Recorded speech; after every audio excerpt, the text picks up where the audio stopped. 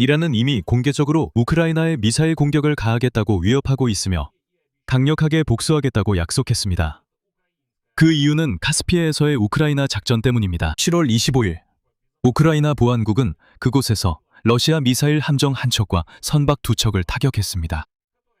이 선박들은 국제 제재를 받고 있으며 이란과 러시아 사이에서 군수품을 운송하는 데 사용되었습니다. 이란은 선박 중 한 척에서 선원이 사망했고 또 한 명이 부상당했다고 밝혔습니다. 그리고 2일 이후에 말하자면 일이 걷잡을 수 없이 번지기 시작했습니다. 이란 외무장관 아바스 아라치는 우크라이나 대통령 볼로디미르 젤렌스키를 직접적으로 위협하는 발언을 공개했습니다. 친이란 성향의 텔레그램 채널들은 이미 이란 미사일의 사거리 지도를 올리며 공격할 수 있다는 암시를 주고 있습니다.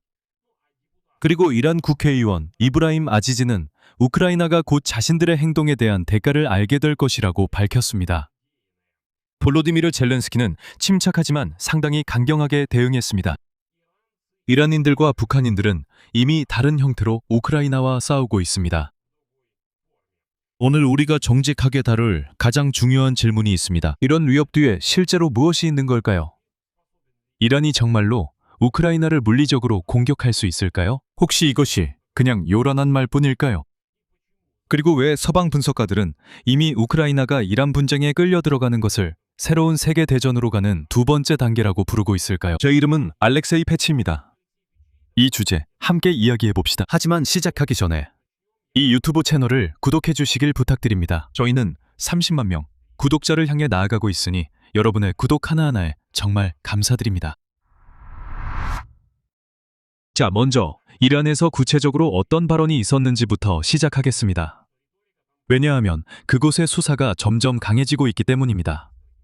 먼저 이란 외무장관 아바스 아락치가 발언했습니다. 그는 우크라이나가 선박을 공격했다고 비난하며 이것이 유엔 헌장을 명백히 위반한 것이라고 말했습니다. 그리고 아무런 증거도 없이 이런 표현을 썼다는 점에 주목해 주시기 바랍니다. 이스라엘이 공격 명령을 내렸다고 주장했습니다. 유럽을 전쟁에 끌어들이려 했습니다. 논리가 죄송하지만 너무 멍청해서 제가 뭐라고 코멘트해야 할지 모르겠습니다. 그러니까 블라디미르 젤렌스키가 유대인이라는 의미인데, 그러니까 이스라엘이 그에게 이란 선박을 공격하라고 명령했고 그가 그렇게 했다고 주장하는 셈이죠. 하지만 아락치가 한 가지 빼먹은 게 있는데 이란이 러시아에 군사용 물자를 공급하고 있다는 점입니다. 러시아가 우크라이나를 공격할 때 이란은 카스피해를 통해 지원하고 있습니다. 아락치는 유엔 안전보장이사회, 유럽연합, 그리고 국제사회에 우크라이나에 대한 조치를 취하고 이번 공격을 주도한 이들을 책임지게 할 것을 촉구했습니다. 그는 이번 공격이 인용하자면 아무런 대응 없이 넘어갈 수 없다고 직접 경고했습니다. 그리고 이어서 덜 공식적이지만 더 공격적인 이란의 목소리들도 등장했습니다. 이브라임 아지지 이란 국회의원은 이란을 겨냥한 행동에 대해 이란이 그냥 넘어가지 않을 것이며 인용하자면 우크라이나는 곧 이를 깨닫게 될 것입니다. 이 발언은 즉시 이란이 우크라이나에 직접적인 타격을 준비하고 있다는 암시로 받아들여졌습니다. 한편 친이란 텔레그램 채널들은 한 걸음 더 나아갔습니다. 그들은 이란 미사일의 사거리 지도를 퍼뜨리기 시작했고 공개적으로 우크라이나에 대한 공격을 위협했습니다. 중동 분석 채널인 미들리스트 스펙테이터는 블라디미르 젤렌스키에게 직접적으로 인용하자면 미묘한 경고를 보냈습니다. 우크라이나 전역이 이란 탄도미사일의 타격 범위 안에 있다는 점을 은근히 상기시킨 것입니다. 초대형 미사일 하람, 샤흐르사를 포함해서 말이죠. 객관성을 위해 중요한 점을 짚겠습니다. 테헤란은 공식적으로 우크라이나 미사일 공격 준비를 발표한 적 없고 앞으로도 아마 발표하지 않을 것입니다. 국가 차원에서 있는 것은 위협뿐이며 미사일로 어떻게든 대응하겠다는 말뿐입니다. 미사일에 대한 구체적인 언급은 이란 국회의원들과 텔레그램 채널에서 나오고 있을 뿐 공식 군사 발표에서는 나오지 않고 있습니다. 블라디미르 젤렌스키는 참고로 꽤 침착하게 대응했습니다. 영국 방송사 스카이뉴스와의 인터뷰에서 블라디미르 젤렌스키는 사실상 이란의 우크라이나 공격이 이미 일어났으며 단지 다른 형태로 이루어졌다고 밝혔습니다. 인용문입니다. 솔직히 말해야 합니다. 이란인들과 북한인들은 이미 우리를 공격했습니다. 그리고 이어서 젤렌스키는 구체적으로 무엇으로 공격했는지 상기시켰습니다. 러시아가 우크라이나를 상대로 전면전을 시작한 첫 해에도 이란은 러시아에 수천 대의 샤헤드 드론을 넘겼습니다. 그리고 나서 그 생산에 대한 라이선스도 제공했습니다. 이란과 북한 두 나라 모두 크렘린에 드론을 공급했습니다. 미사일 155mm 구경의 포탄을 전면 침공 내내 공급해왔습니다. 아무런 경고도 없이, 그리고 지금 페헤란에서 말하듯이 키예프 측의 도발도 없이, 그리고 젤렌스키는 이미 우크라이나와의 전쟁에 투입된 10,000명의 북한군에 대해서도 상기시켰습니다. 즉, 젤렌스키의 논리는 이렇습니다.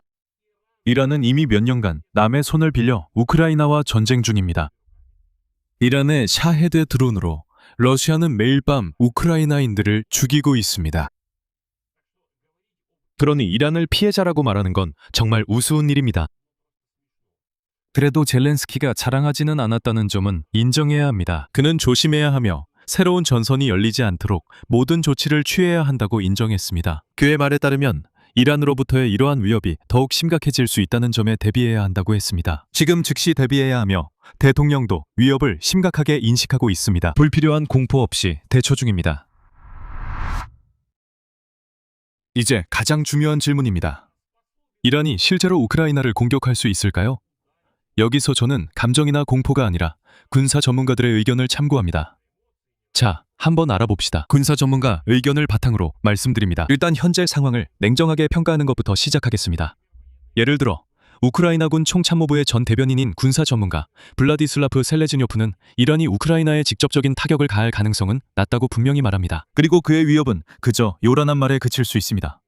이전에도 그랬던 것처럼 그저 요란한 발언에 불과할 수 있다는 겁니다. 하지만 셀레즈뇨프는 기술적인 측면도 설명하는데 이것 역시 중요합니다. 이란은 실제로 그러한 거리를 넘어서 우크라이나까지 도달할 수 있는 탄도미사일을 보유하고 있습니다. 문제는 다른 데 있습니다. 그 미사일의 궤적이 터키와 같은 제3국의 영토를 통과하게 된다는 점입니다. 즉, 우크라이나까지 도달하려면 이란 미사일은 여러 국가의 상공을 지나가야 합니다. 이것만으로도 이란에게는 엄청난 외교적, 군사적 문제를 야기합니다. 왜냐하면 사실상 이 국가들을 분쟁에 끌어들이기 때문입니다. 그들은 눈 감고 못 봤어, 이란 미사일이 날아갔네 라고 할 수 없습니다.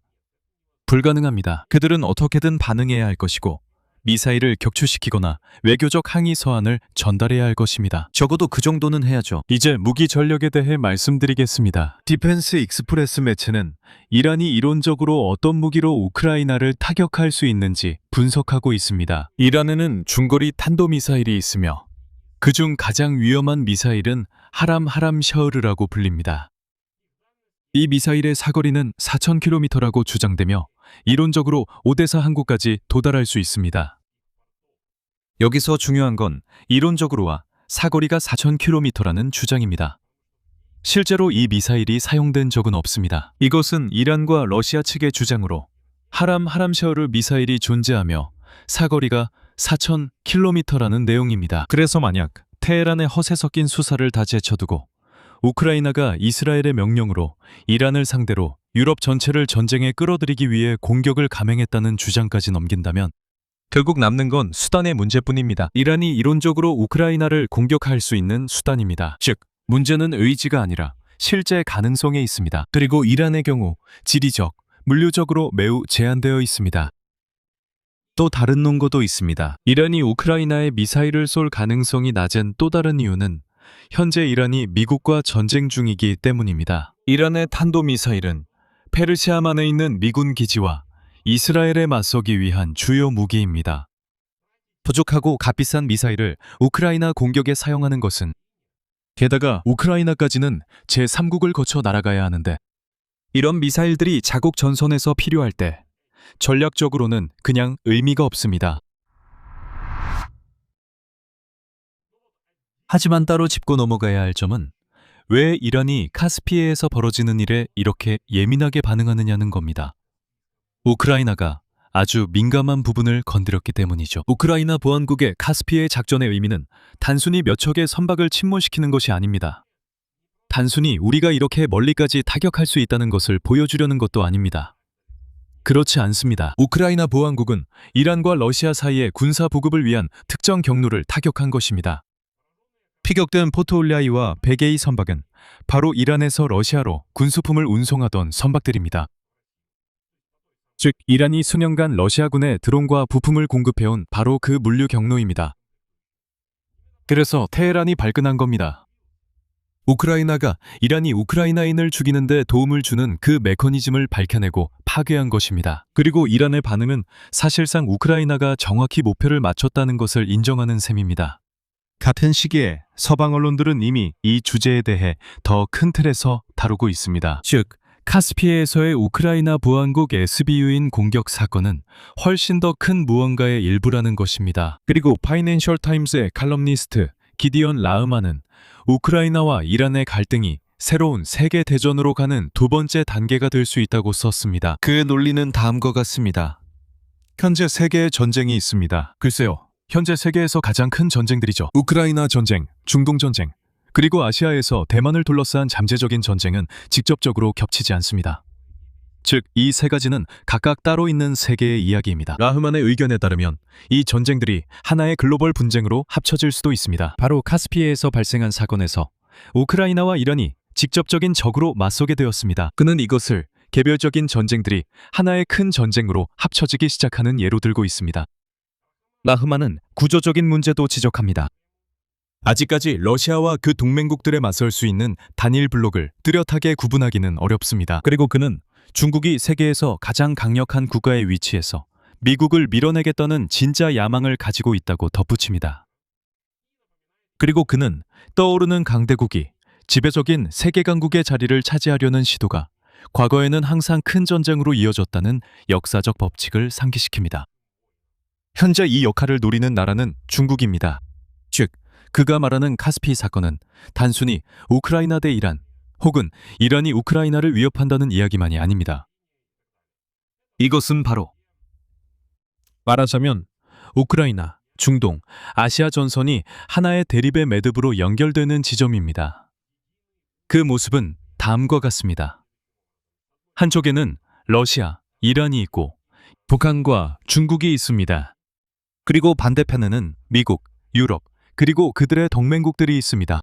그리고 여기서 서방 언론은 전체를 보여주는 마지막 핵심적인 부분을 언급합니다. 제가 보기엔 상황의 모호함을 보여줍니다. 이런 상황에서 도널드 트럼프는 이란이 우크라이나를 위협하고 있고 이미 명백하게 우크라이나도 솔직히 말해서 어느 정도 도널드 트럼프를 돕고 있습니다.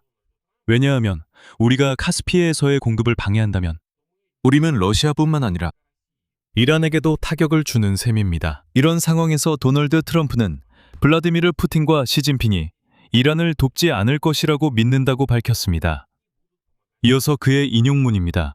시진핑 주석은 최근 베이징에서 열린 우리 회담에서 중국은 어떤 상황에서도 이란 이슬람 공화국에 무기를 넘기거나 판매하지 않을 것이라고 저에게 말했습니다. 이것은 중국 기업들에도 해당됩니다. 블라디미르 푸틴도 이란에 무기를 판매하지 않겠다고 말했습니다. 여러분도 아시다시피 저는 그들을 신뢰합니다. 그리고 바로 오늘 7월 27일 트럼프에게 젤렌스키 발언에 대한 의견은? 이라고 물었습니다.